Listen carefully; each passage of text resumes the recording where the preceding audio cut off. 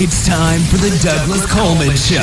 Mr. Smooth and Savvy is joined by guests from all walks of life, from the entertainment industry to authors to political and social commentators, the famous and not so famous, the controversial and the light and fluffy. We have it all. Now, here's Douglas Coleman.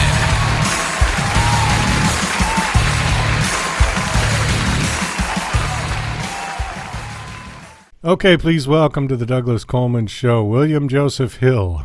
Hello, William. How are you? Hi, Douglas. I'm great. Thank you so much for having me. Well, thank you for coming on the show. I appreciate it. So looking over your bio here, writer, actor, filmmaker, and I took a look at your YouTube channel and watched one of your look like martial arts instructor. Yes. Do you have any particular priority to? That's a lot of hats. It's funny here in LA. You kind of have to wear many hats. Creative multi-hyphenate, I think, is what they call it. But I've been doing martial arts for most of my life, so that's always like one of my big skill sets. But then I also came to town as an actor. Then also got into the writing, filmmaking. And that's kind of like where I got to writing my own book. Okay, and the book is Cyber Fighter? Yeah, Cyber Fighter. It's based on a feature screenplay that I've been developing. I figured, it's really hard to actually make a feature film, so why not start with the book? Because it's easier to release it on paper and in Kindle than it is to actually shoot something like that. Okay, so Cyber Fighter is a novel, and then it's now being made into a film? Are you making it? Yeah, I'm looking for, producers. What I'm doing right now is I'm doing a short proof of concept to kind of like show my vision for the feature, because I want to use a lot of cutting edge technology, including like virtual production. That way you can shoot a lot of stuff on a green screen stage and just build all of your sets 3D, and then you save money on locations. Oh, well, that's true. Yeah. I'm trying to think. Give me an example of another movie that did that. Or are they all doing that now? Probably the most current example of what's doing virtual production now, of course, is the Star Wars TV series, The Mandalorian and the Book of Boba Fett, and pretty much everything coming through that pipeline now is using Unreal Engine along with the virtual sets to kind of like create a virtual set extension. So you only build part of the physical set now, and the rest of it's all CG. Oh, I see. Okay. Sort of like in the old days where they would have a basic set and then like some kind of a backdrop picture of the ocean or something like that? Exactly. Okay. Yeah. There's nothing new in cinema. Everything, I think George Méliès is the one who started it all, and we've just been improving on the magic and the technique and then the technology. George Méliès, he was the one who did The Man on the Moon? Yes, yeah. Oh, yeah. What was that movie that they did recently that sort of featured that? Was it called Hugo? Yeah, I think that was a Scorsese picture, Hugo, and I think it was kind of like, I'm not sure if it was based on him or if it was really supposed to be him, but, it's told through the eyes of the young child who's kind of experiencing the magic of cinema. Right, and then he runs into George himself, at least sort of a retired one, right? Who was played by Ben Kingsley, right? Yes, that's right. That's right. Yeah, that was a good movie. I liked that movie. I like stuff like that too. It's something that captures that whole magic of cinema and just that feeling of like being in the movies or being there in the big movie theater. Well, you know what I find interesting though is that you would think that with CGI that filmmaking would get a lot cheaper because you don't have to build huge sets, but it hasn't. It's actually gotten more expensive. And when you see the credits now on some of these big tentpole movies, my God, the credits go on for 10 minutes. So all of these people are computer animators and CGI people. Is that where all the money is going now? Yes. Douglas, that's a good point. You would think. The funny thing is, it is possible to be a one-stop shop, and on a small scale, you can do everything yourself. But I think they said like you have that triangle of you can either have it fast, good, or cheap, and you can pick only two of them. And with Hollywood, it's kind of like they want it good and fast. So in order to get it out, instead of taking years in post-production, they want to get it out within their schedule. They have to hire a lot of people to work on it round the clock. And so that takes a lot of time. You would think the computers would be doing all the work, but they're really not. No, they're doing a big chunk of it, but they're processing billions and billions of computations, which takes a lot. In fact, a lot of the big budget productions have to use render farms in order to render out all these frames in the high resolution for cinema. And so we independent filmmakers try to find a way to scale that down to make it useful to where we can actually pull it off ourselves. So when you say render frame by frame, that reminds me of like Walt Disney Studios back in the 1930s, where they had hundreds of animators actually drawing cartoons frame by frame by frame. So is that essentially the same thing, only it's computerized now? Exactly. The process is exactly the same. It's just we've got technology taking over it. So you no longer need to have those hired hands.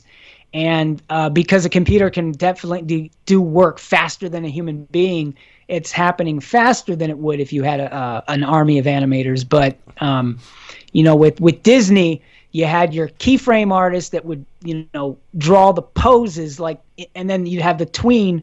Like when you're starting off in animation, you'd end up drawing the in-between frames to get from Mickey Mouse's crouch to the apex of his jump. There's all those in-between frames, and that you cut your teeth and paid your dues doing all those before you became a keyframe artist. And now with 3D, the computer does a lot of it, but a lot of the big studios have lots of infrastructure to handle it, and anything that's too big for them, they will farm out to other visual effects companies around. Some of them are in Australia. There's a lot here in LA too, but yeah. Well, you've got your own production company called Four Scorpio Productions. How long ago did you start that? Well, my wife and I actually came up with the name. It's going on close to 22 years now. When we first came up with it, her brother was an astrologer and kind of did our birth charts together and found that we had 4 major planets in Scorpio. And that is way over my head and pay grade. I don't really understand all that too much, but I thought it was kind of catchy, and so said hey, let's if we're going to work together, we might as well call it Four Scorpio Productions. And we started doing short films for YouTube because it's so much easier to just do short subjects. And from there, we did one little short called That Darn Girlfriend, and everybody loved that because it was a throwback to the 70s and kind of that vintage sitcom feel. And they said, well, when's the next episode? And I was like, oh, I guess we have a series now. So it's become a web series, and we're in our 3rd season now. Oh, that's great. That Darn Girlfriend. That reminds me of, what was the one with Marlo Thomas? That girl, yeah. That girl. Is it like that?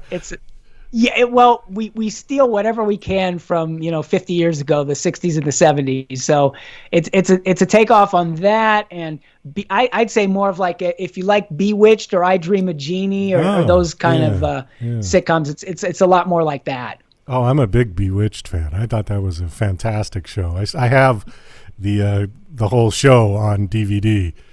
And, yeah. We love watching it every time it comes back on the vintage TV channel. We always like to watch it because we all grew up with that. Even if you weren't around for the first run, they always had it in reruns growing up. So the 70s and the 80s and the 90s. So pretty much, I think a lot of people can say it's like I Love Lucy or the Brady Bunch or any of those classic sitcoms and Leave It to Beaver. They just continue to run. Yeah. There's some of those shows are really timeless. I just interviewed, speaking of I Love Lucy, I just interviewed Dana Lynn Barron, who was in the movie Being the Ricardos. Oh, cool. I actually worked with Dana Lynn Barron my wife and I worked with her on a short film almost 20 years ago now. It was, that's cool to hear her name. Yeah. Oh, Hollywood, it really is. Everybody does know everybody. Yeah, it's a small town. It is a small town. You think of it as this huge conglomerate, but it's amazing how many people's lives and careers kind of intersect in different places. Yes. And if you've been around long enough, you run into the same people again. Exactly. Yeah. They say it's a small town. Yeah, it is. It's a very really small is. town. Well, Dana was great, and it was great talking to her about Lucy, and because I'm a big I Love Lucy fan, and I was happy to have her on to find out a little bit more about working on that show and working on that film. And I watched the film. I thought it was great, and I just saw that J.K. Simmons was nominated for an Oscar. I don't think he won, but he was nominated for Fred Mertz for Best Supporting. Yeah, he was. Yeah, he didn't win, but no, he was fantastic. Pamela, my wife Pamela, and I really enjoyed the movie too. It was our favorite scene, without any spoilers, is the table read when they're table reading the episode.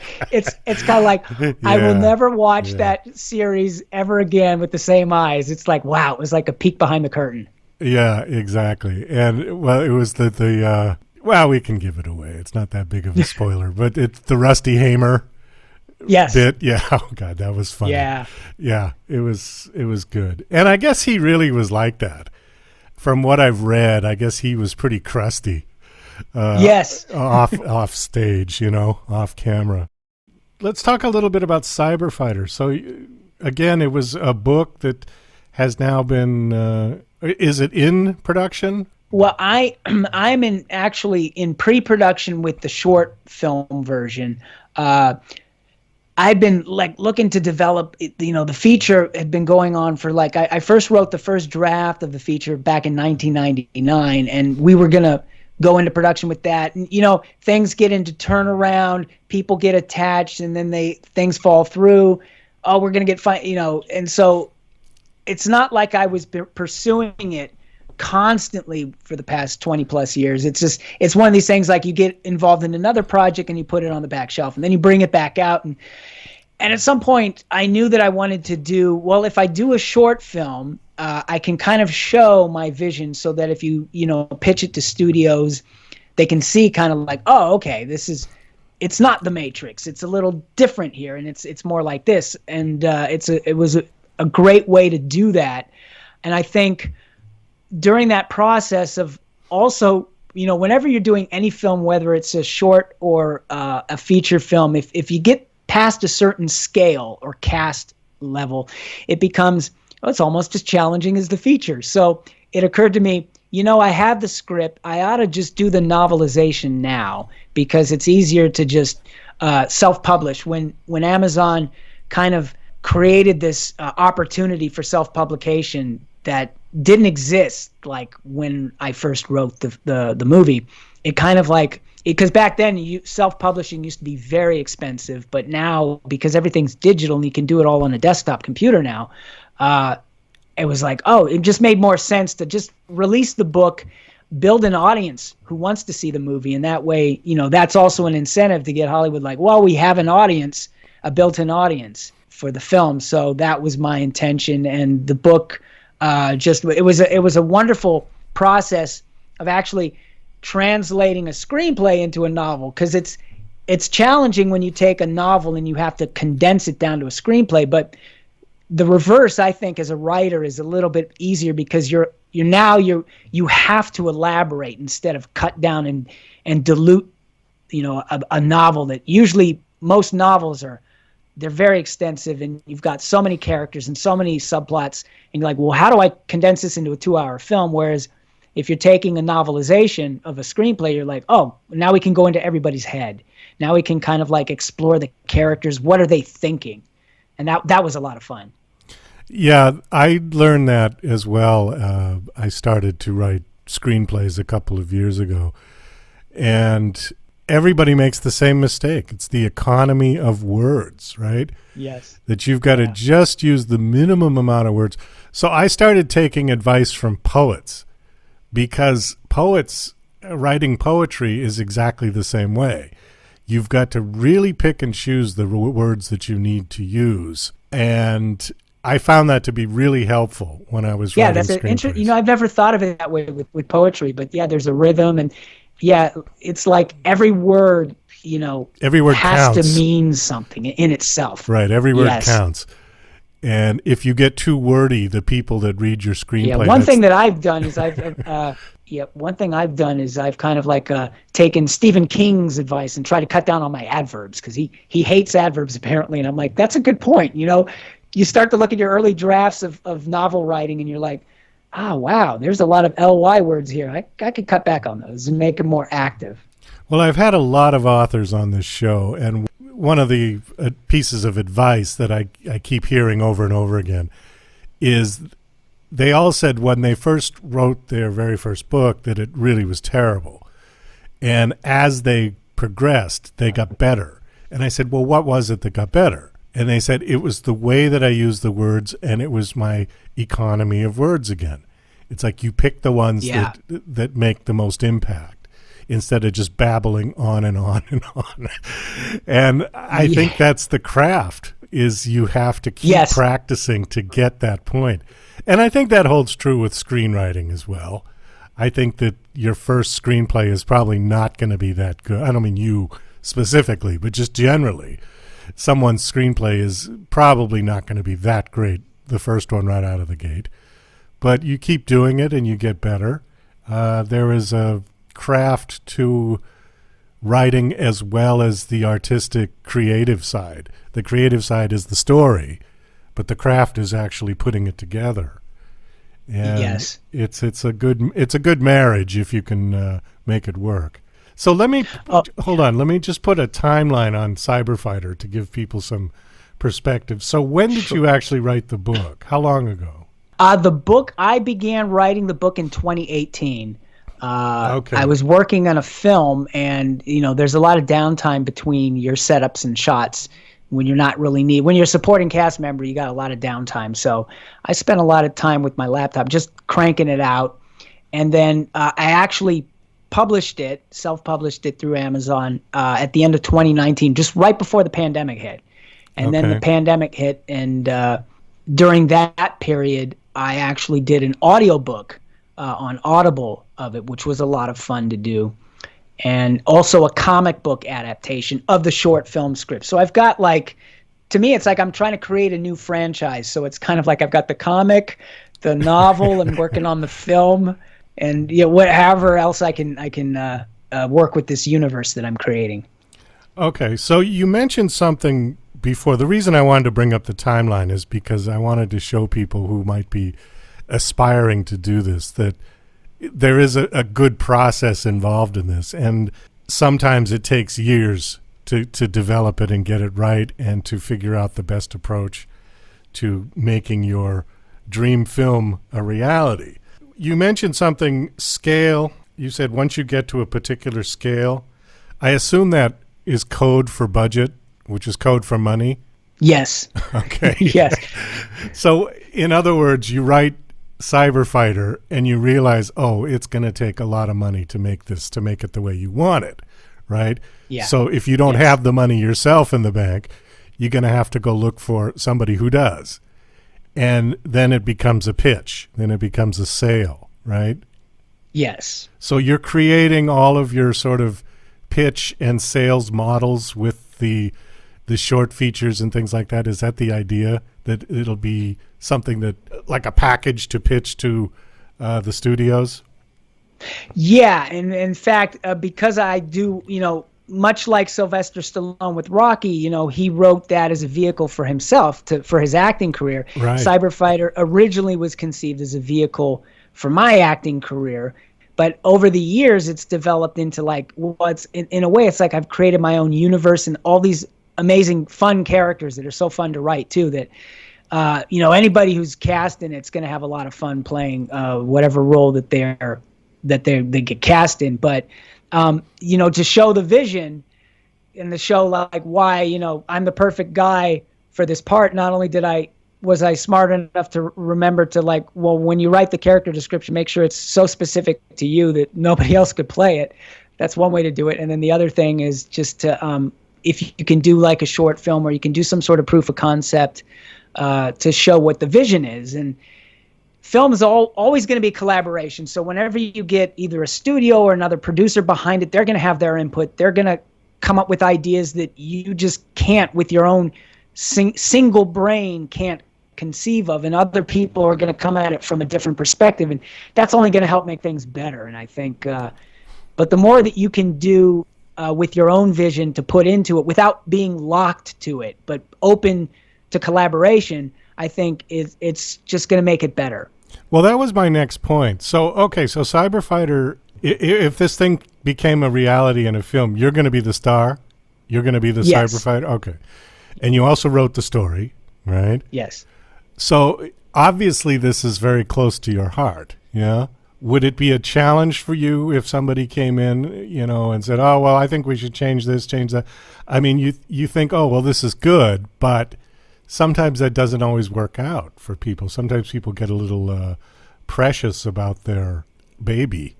Yeah, so that's a good point. With Hollywood, whenever you're dealing with the studios, there's always whenever they're doing a lot of money, they're throwing a lot of money at a project, they're going to want bankability. And so, I've expect that they're going to want to have Tom Cruise in the lead role if they could, because he definitely opens a picture and he does it internationally. He's a big superstar that way.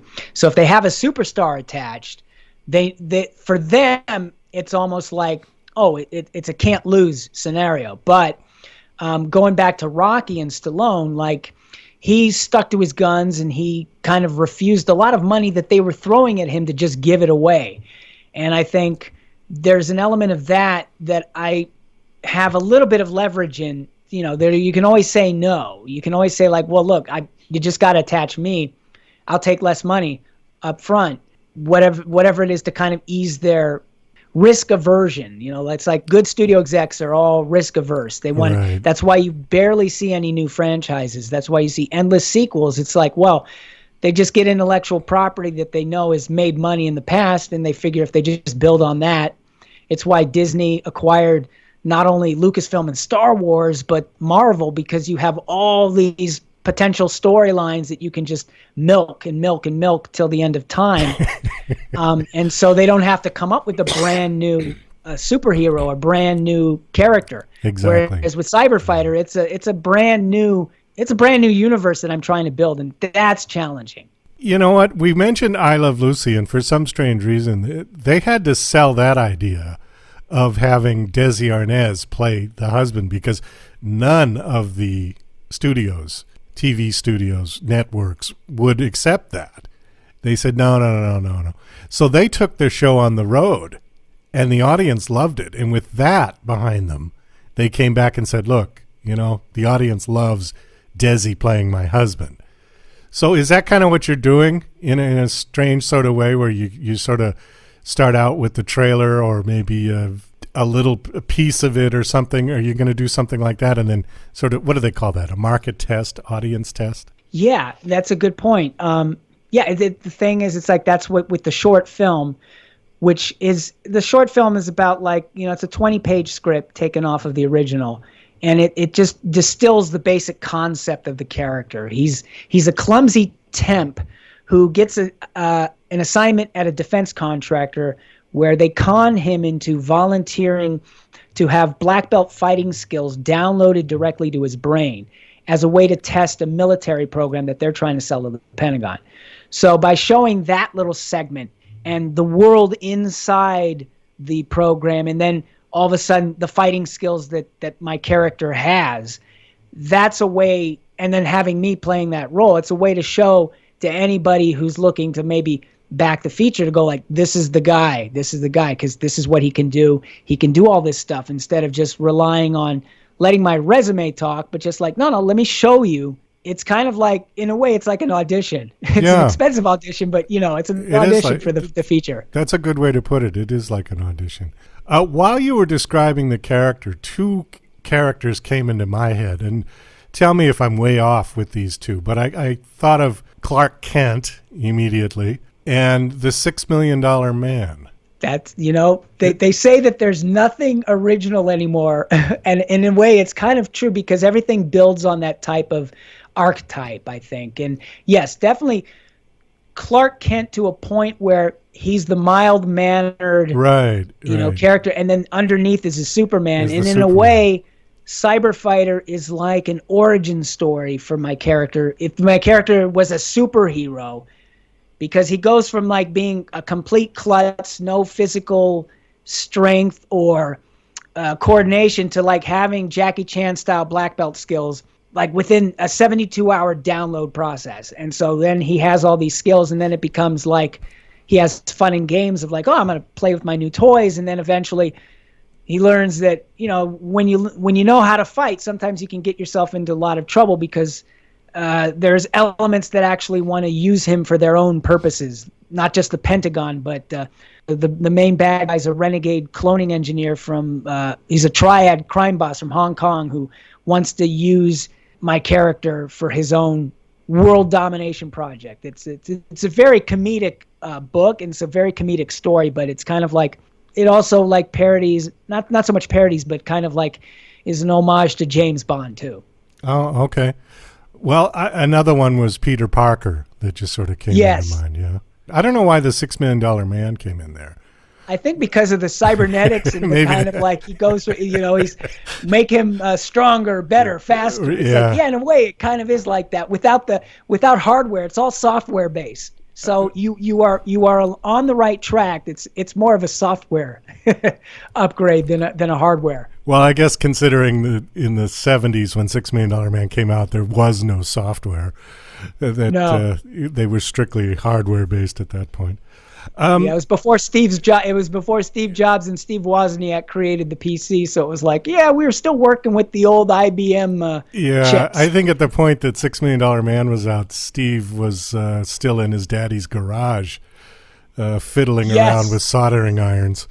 That's right. Yeah. Yeah. Let me ask you a hypothetical, because I'm curious now. If you had to pick somebody else to play the lead, who would you think? Oh gosh, it's an interesting character. Well, the one character that comes to mind, like physically looks like me, although I don't know if he'd be able to portray the klutzy part of it. Like Jason Statham is more like that kind of action guy. Oh, okay. I've been compared to like looks wise, like when I don't shave for like 3 days, I'm kind of like, hey, you kind of look like. I can talk like him too, so it helps to be able to do the voice and do the accent. But I think maybe pretty good, yeah. Well, I mean, does the character have to look like you? No, he doesn't. It would have to be somebody who is very skilled with martial arts, but can also be believable as a nerd klutz. Somebody who can play those two extremes. Okay. Now I'm drawing a blank. Originally, I thought of the Asian actor, and I don't remember his name, but he was in Red 2. Oh, I think he's Korean. I didn't see that movie, so I have to go back and look at that movie. But he's like real serious kind of. But there was a humorous side to him. I wish I could remember his name, but okay. But that was one. Yeah, I don't know. The balance between tough guy and you're sort of mixing Jean-Claude Van Damme and Laurel and Hardy sort of at the same time. Exactly, right? Which is another reason why it's like if you make it specific to you, you can't see anybody else. Well, you may have locked it in with that. Yeah, I think I did. Well, especially with the comic book. Yeah, good job. Okay.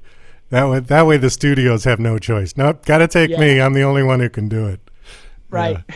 Well, that's great. Okay. All right. Well, listen, we got to kind of wind this down. Do you have a website that you want to give out, one for Cyberfighter or a personal one? Sure. I have a couple websites. My personal actor website, which also has links to Cyberfighter related content and all that and news and things, is williamjosephhill.com. Just my name all in one word. And then there's also our production company, For Scorpio Productions, is For Scorpio, FOURSCORPIO.com. I didn't get the domain with the number 4, so you'd have to write out FOUR, ForScorpio.com.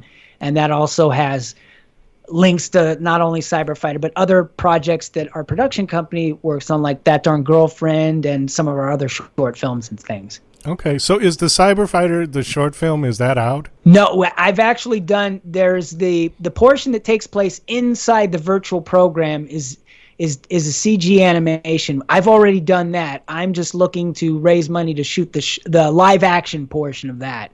So that's not done yet, but it's in a way it's half done. And then, of course, the books are available on Amazon, and including the comic book, the audio book, and the novel. Okay. Wow. Yeah. You started like DC Comics from scratch, didn't you?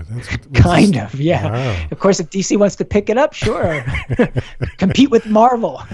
Wow, that's great. Well, William, thanks so much for coming on. It was nice talking to you. Best of luck. I hope this thing pans out for you.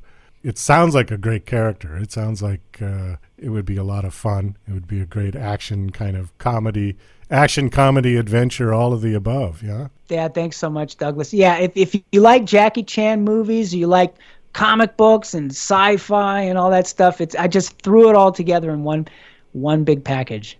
Well, best of luck. Take care. Oh, thanks so much, Douglas. Take care.